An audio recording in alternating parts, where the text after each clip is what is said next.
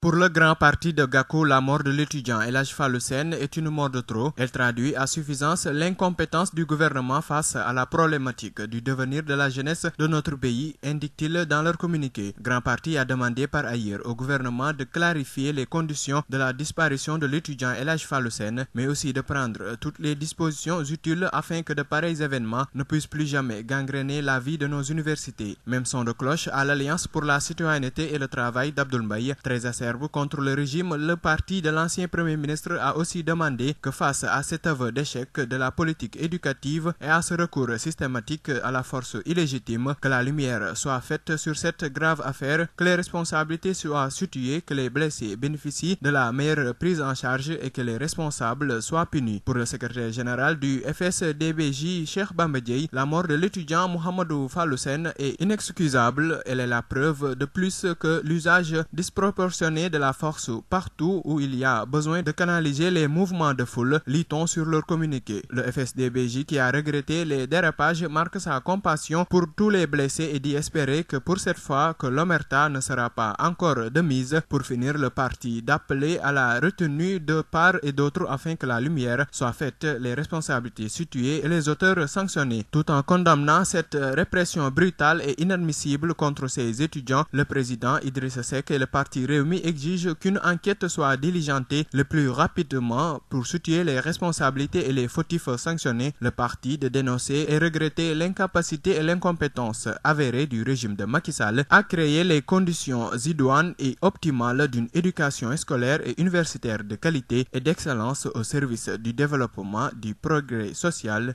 et économique de notre pays.